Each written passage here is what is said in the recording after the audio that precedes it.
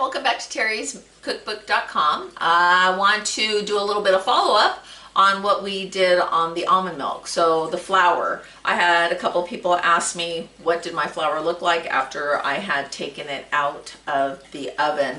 This is 15 minutes in the oven, and as I instructed, you're going to want to toss it around a little bit, check on it because your oven might just not be calibrated properly. It might be a little hotter, it might not be hot enough.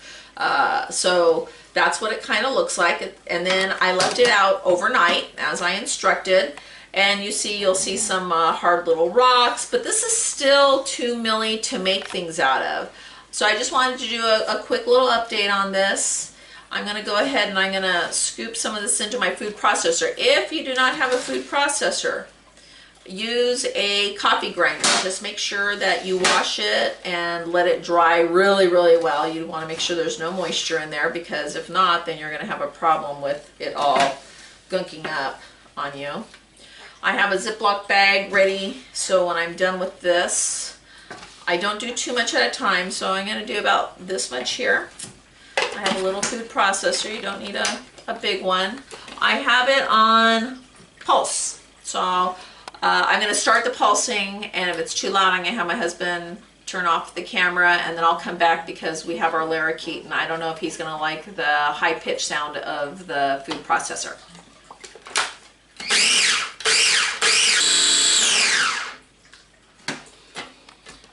Okay, so I have now processed some of this almond pulp into flour.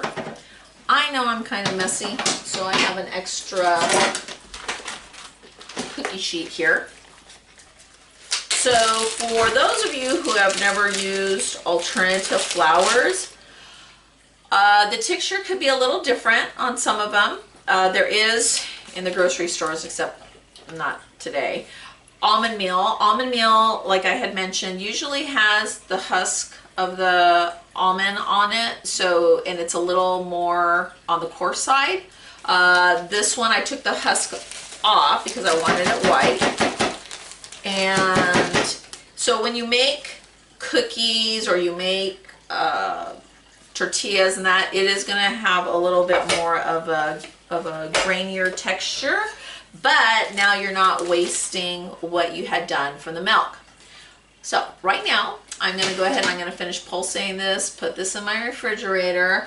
I made some, I love raw cookie dough. I made some raw cookie dough with some of this earlier. I have my almond milk from yesterday, and if you don't know, the Hallmark Channel is running Christmas movies, and I've been watching them make Christmas cookies all morning long. So right about Christmas is going to be coming on.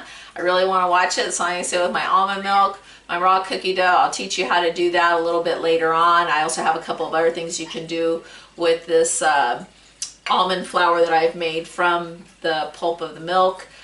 I'll get back to you in a little bit. I don't want to miss the Hallmark movie.